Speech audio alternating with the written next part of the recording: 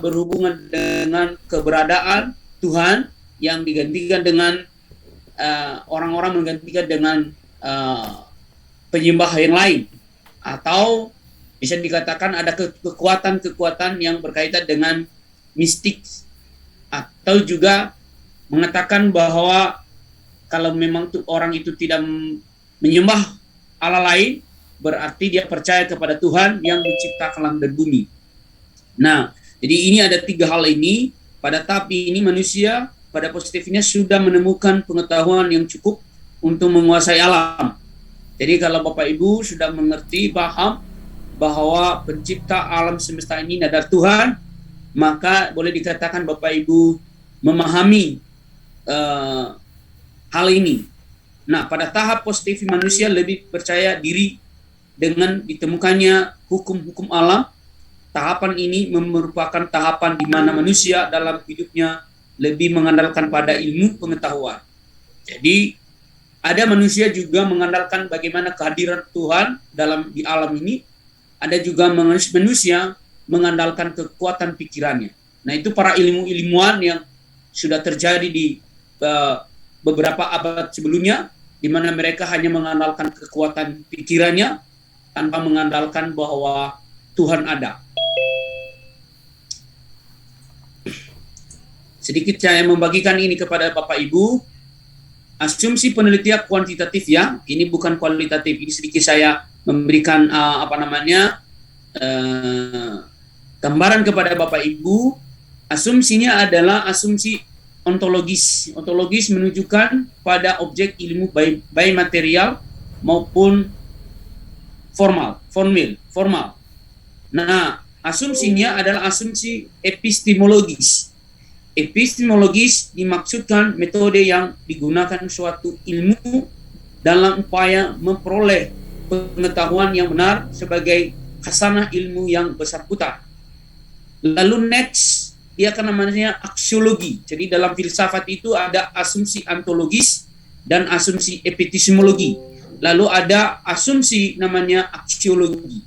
Aksiologi dimaksud nilai. Jadi nilai keindahan itu sangat berpengaruh dalam asumsi penelitian kuantitatif.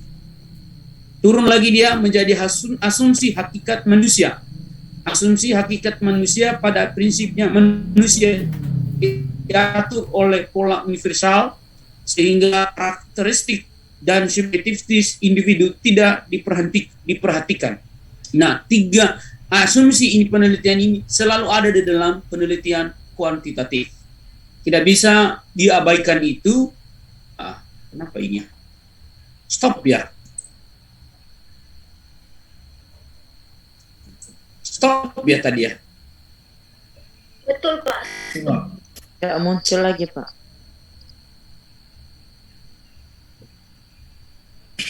Kenapa ini ya? Apa yang terjadi? Mungkin jaringannya, Pak. Iya, ini jaringan. Bisa Bapak Ibu lihat? Bisa, Pak, bisa. Ya, ini asumsi dalam penelitian kuantitatif. Jenis metode penelitian kuantitatif yang pertama adalah penelitiannya eksperimen.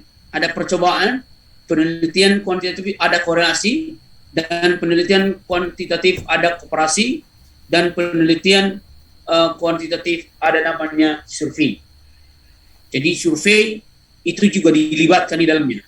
Jadi kalau Bapak Ibu bereksperimen, silakan menggunakan metode penelitian kuantitatif. Kalau Bapak Ibu menggunakan korelasi, silakan Bapak Ibu menggunakan korelasi X, Y nanti. Penelitian komparasi, dikomparasi antara X dengan Y, antara X dengan pemikiran atau siapa yang akan Bapak Ibu komparasi, atau pandangan siapa yang Bapak Ibu umumkan. Lalu ada namanya penelitian survei. Nah, eksperimen ini eksperimen merupakan penelitian yang berusaha untuk mengetahui pengaruh variabel tertentu terhadap yang variabel lain. Jadi X ke Y berpengaruh X ke Y. Apa yang mempengaruhi kenapa anak itu bisa meningkatkan belajar, memiliki peningkatan dalam belajar, mendapatkan nilai yang bagus. Berarti ada faktor X yang bisa mempengaruhinya, yaitu faktor X itu adalah guru, ya. Karena guru mengajar, maka anak akan meningkatkan pemahamannya. Lalu yang kedua adalah penelitian korelasi. Jadi penelitian korelasi ialah penelitian untuk melihat antara hubungan antara variabel atau beberapa variabel, hubungan ke hubungan atau ke Y. Jadi kalau Bapak Ibu menggunakan ini juga penting, ya. Penelitian menggunakan variabel bebas untuk memprediksi dan variabel terikat untuk variabel yang diprediksi. Apakah ada hubungannya variabel X dengan variabel Y? Apakah ketika Bapak Ibu minum susu, apakah Bapak Ibu bisa Bapak Ibu gemuk? Apakah ada korelasinya ketika Bapak Ibu minum susu akan sembuh penyakit batuk Bapak Ibu? Jadi itu yang dilihat, ya. Jadi harus lihat X itu akan mempengaruhi Y atau tidak. Jadi siapa yang mempengaruhi Y itu? Maka kita lihat X itu dengan apa yang bisa mempengaruhi Y. Apakah kenapa orang ini bisa dia sehat? Berarti dia harus makan. Berarti makanannya X-nya apa? Makan ini, sehingga dia sehat. Penelitian komparasi. Jenis penelitian komparasi merupakan jenis penelitian untuk mencari jawaban secara mendasar tentang sebab akibat dengan cara menganalisis faktor-faktor penyebab terjadinya atau munculnya suatu fenomena tertentu. Penelitian survei merupakan penelitian yang mengambil sampel dari satu populasi dan menggunakan kuesioner sebagai alat pengumpulan data. Jadi yang menjadi alat untuk menggali data bisa dilakukan wawancara, observasi, data dokumen atau melalui kuesioner. Sebenarnya kalau kita punya jujur bahwa penelitian kuantitatif jauh lebih meringankan. Kenapa Bapak Ibu yang membuat Bapak Ibu capek adalah ketika Bapak Ibu mulai mempersiapkan teorinya yang akan Bapak Ibu tes di lapangan. Sedangkan bab 4 itu tinggal nanti yang hitung adalah SPSS. Bab 5 tinggal kesimpulan. Jadi kalau kualitatif jauh lebih rumit. Kenapa? Karena harus Bapak Ibu melakukan namanya analisis di bab 4 sesuai dengan judul yang Bapak Ibu buat. Jadi kalau Bapak Ibu tidak mampu dalam memberikan hasil, maka dianggap tidak sesuai dengan penelitian saudara, Bapak Ibu. Jadi kalau penelitian kuantitatif hanya yang dites adalah hipotesisnya ditolak atau diterima, itu saja yang dilihat. Sekalipun argumen awalnya, sekalipun pemikirannya awal bahwa X ke Y ada hubungannya. Nah ternyata apa yang Bapak Ibu pikirkan awalnya itu ditolak, tidak ada hubungannya. Apakah bermasalah itu? No problem. Tidak ada istilah salah di dalam penelitian. Ya itu namanya penelitian. Ya, hanya saja Bapak Ibu membutuhkan persoalan yang cukup pergumulan cukup berat. Bagaimana Bapak Ibu menyediakan data itu? Penelitian kuantitatif, kuantitatif, kapan metode kuantitatif digunakan? Kompetensi penelitian kuantitatif, proses penelitian kuantitatif. Kapan kita menggunakan metode kuantitatif? Metode kuantitatif yang dimaksud dalam makalah ini adalah metode survei dan eksperimen.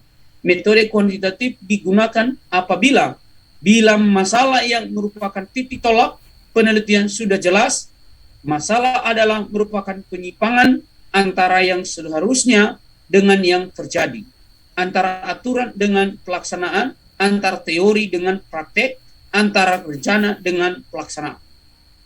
Bila penelitian ingin mendapatkan informasi yang luas dari suatu populasi, bila ingin ketahui pengaruh, perlakuan, atau treatment tertentu terhadap yang lain, bila penelitian bermaksud menguji hipotesis penelitiannya, bila penelitian ingin mendapatkan data yang akurat berdasarkan fenomena yang empiris dapat diukur, bila ingin menguji terhadap adanya keraguan-raguan tentang validitas pengetahuan, teori, dan produk tertentu.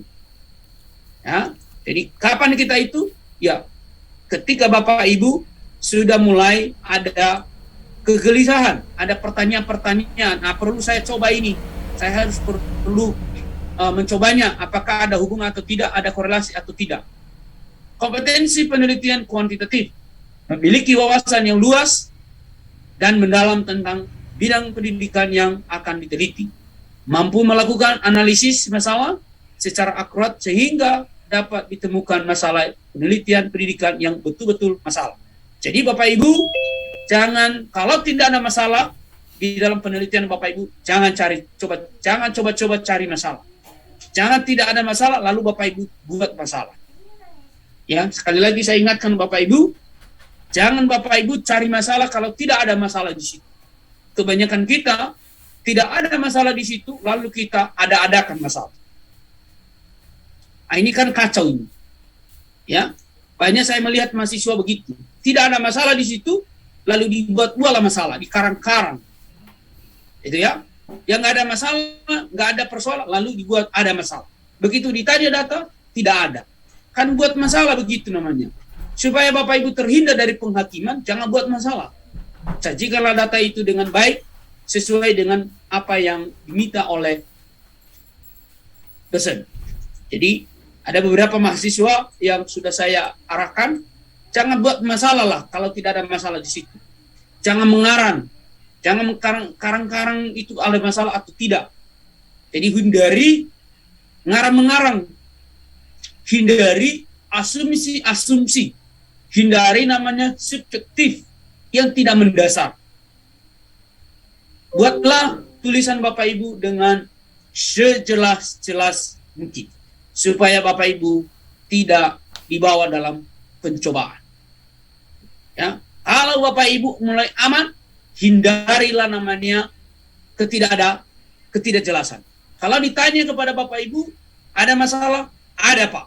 Masalahnya apa? Ini bla bla bla bla bla bla bla bla bla. Jangan Bapak Ibu ditanya kepada Bapak Ibu ada masalah tapi Bapak Ibu jawab B. Itu celah masuk dalam penghakiman Bapak Ibu. Ya, saya kasih sampaikan kepada Bapak Ibu, tegas saya menyampaikan tadi itu, jangan sekali-sekali buat buka celah. Maka sadar Bapak Ibu yang saya ajar tentang metodologi penelitian kualitatif, saya ingatkan juga dengan penelitian kuantitatif. Kalau Bapak Ibu tidak bisa dapat masalah sedemikian rupa, jangan coba-coba meneliti masalah itu. Kenapa? Nanti Bapak Ibu yang akan kena batunya. Batunya apa? Bapak Ibu tidak bisa jawab, lalu dipocokkan oleh dosen-dosen, lalu Bapak Ibu sudah gugup, sudah orangnya gugup, lalu masalah tidak bisa dimunculkan, maka Bapak Ibu yang terikat dengan persoalan itu. Maka saya ingatkan kepada Bapak Ibu, seringkali saya melihat mahasiswa, baik S1, baik S2, ditanya masalah, tidak ada masalah yang secara sistematis. Padahal masalahnya itu sudah ada ketika kita tanya, apa? Coba utarakan dulu masalahnya. Lalu dia bla bla bla bla bla. Nah, apakah Bapak Ibu tulis itu? Tidak. Lalu Bapak Ibu tulis apa di latar belakang? Apakah itu cerita fiktif? Jadi Bapak Ibu tulislah, ceritakanlah, utarakanlah sebaik-baiknya masalah itu, sejujur-jujurnya masalah itu. Kenapa? Kalau Bapak Ibu menceritakan masalah itu dengan sejujur-jujurnya, maka apapun pertanyaan para dosen itu akan mengalir sesuai dengan pertanyaan yang Bapak Ibu jawab. Oleh karena itu, Bapak Ibu, sekali lagi, saya sampaikan kepada Bapak Ibu, jangan coba-coba cari masalah kalau tidak ada masalah sih. Lebih baik Bapak Ibu berdoa dulu, berpuasa dulu. Ini bukan saya guyonan ini. Bapak Ibu harus minta hikmah daripada Tuhan. Amin. Harus sekali khotbah dulu ya. Ini kan akhir kuliah ini kan. Karena beberapa hari kita nggak khotbah. Itu harus berdoa, Tuhan berikan hikmat supaya saya bisa mendapatkan apa sih sebenarnya masalah. Ya, gunakan laman pendekatan-pendekatan yang jelas. Turunlah di lapangan, jangan saudara di rumah terus. Turunlah di lapangan, hadir di lapangan, tanya persoalannya, selidikilah persoalan. Jangan ketika ditanya berapa orangnya, saya tidak tahu. Apa permasalahannya? Saya tidak tahu. Lalu kenapa Bapak Ibu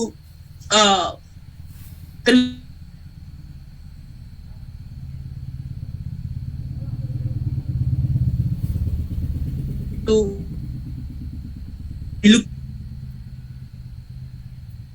hal-hal seperti itu, Bapak Ibu. Ya, proses penelitian kuantitatif adalah, kalau nggak tahu Bapak Ibu bisa lihat atau tidak ini, ya. Jadi ada sumber masalah. Apa itu sumber masalah? Yaitu sumber masalah empiris. Sama dengan penelitian kualitatif. Penelitian kualitatif adalah sumber datanya secara empiris. Secara empiris, secara fakta di lapangan yang ada terjadi, apakah itu terjadi namanya perkelahian, terjadi pencurian, terjadi persoalan-persoalan yang sering terjadi di dalam masyarakat atau sosial. Lalu kita cari mengapa terjadi persoalan ini. Lalu ada teoritis. Setelah teoritis ada rumusan masalah, lalu ada konsep dan teori yang relevan. Apalagi ini pembaca. Ini pembaca, saudara, dan pembaca. Ini pembaca hasil. Ini konsepnya, ini prinsip dan diskusinya. Ya. Lalu ada penemuan yang relevan. Lalu ada prinsip dan diskusi. Sehingga ada tuh diskusi kali ini. Pengajuan hipotesis selalu di dalam penelitian kuantitatif yang terlebih dahulu adalah hipotesis. Ya, hipotesis. Perbandingan penelitian kuantitatif dan kualitatif. Kita masuk dalam 6. Jadi, mengapa tadi